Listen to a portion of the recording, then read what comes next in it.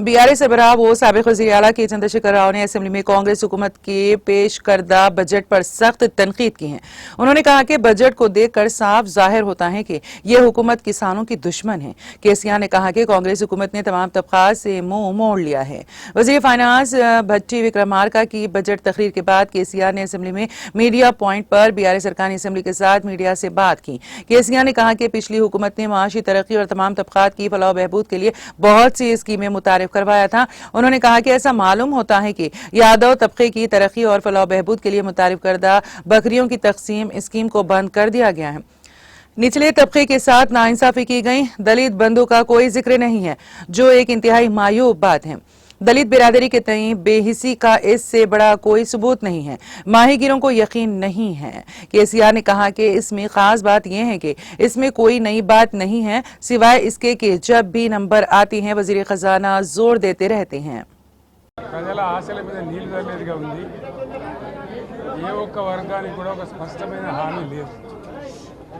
రాష్ట్ర రైతులను పొగుడుతున్నట్టుగానే పొగుడుతూ వెన్నుపోటు పొడిచింది ఈ ప్రభుత్వం। ఖచ్చితంగా స్పష్టంగా వాళ్ళ వైఖరి చెప్పినారు।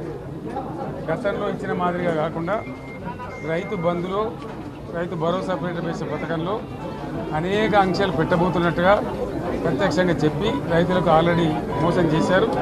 బడ్జెట్లో వాళ్ళ నైజం కూడా స్పష్టంగా బయటపడింది। గత ప్రభుత్వం అన్ని రాష్ట్రంలోని అన్ని వర్గాల సంక్షేమాన్ని వాళ్ళ ఆర్థికాభివృద్ధిని కాంక్షించి అనేక పథకాలు ప్రవేశపెట్టడం జరిగింది। ఒక్క పథకం మీద కూడా ఇప్పుడు స్పష్టత లేదు। ఫర్ ఎగ్జాంపుల్ యాదవుల కోసం ఉన్నటువంటి వాళ్ళ అభివృద్ధి కోసం పెట్టినటువంటి గొర్రెల పెంపకం పథకాన్ని టోటల్గా మూసివేసినట్టుగా మనకు అర్థమవుతా ఉంది।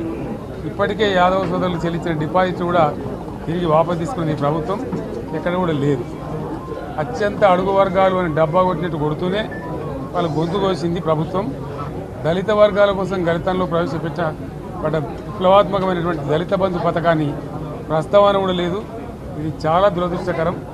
దళిత సమాజం పట్ల వీళ్ళకు ఉన్నటువంటి నిర్లక్ష్యానికి వాళ్ళ ఫ్యూడల్ విధానానికి ఇంతకన్నా గొప్ప నిదర్శనం ఇంకోటి అవసరం లేదు। అదేవిధంగా మత్స్యకారులకు ఆ భరోసా లేదు, ఎవరికి కూడా చెప్పుకోదగ్గ భరోసా లేదు।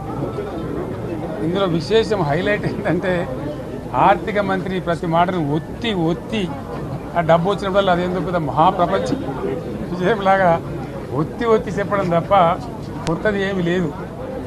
ఒత్తి పలుకులు పలకడం తప్ప కొత్తగా చెప్పింది ఏమీ లేదు। ఒక కొత్త సంక్షేమ పథకం కానీ ఏది కూడా లేదు।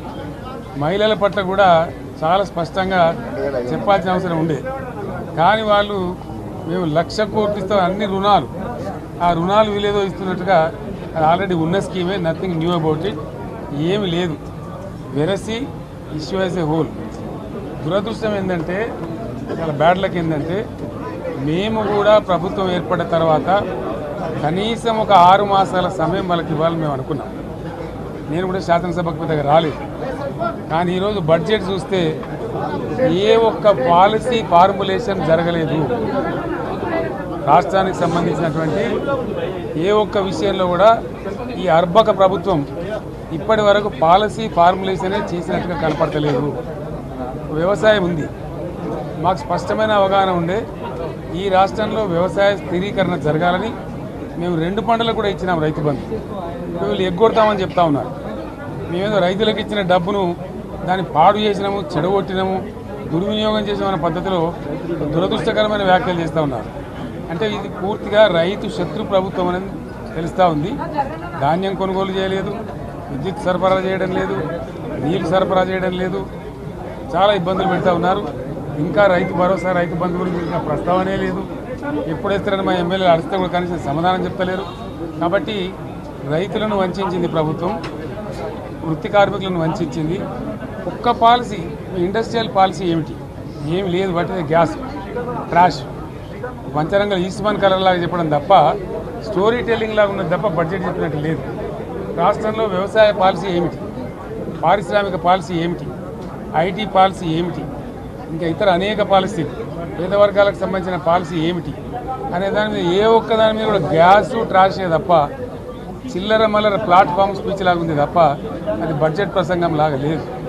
రాజకీయ సభలలో చెప్పినట్టుంది తప్ప ఏ ఒక్క పాలసీని కూడా నిర్దిష్టంగా ఈ పనిని మేము ఎట్లా సాధిస్తాం, మా గోల్స్ ఇవి, మా టార్గెట్స్ ఇవి అనే పద్ధతి కానీ పద్దు కానీ లేదు.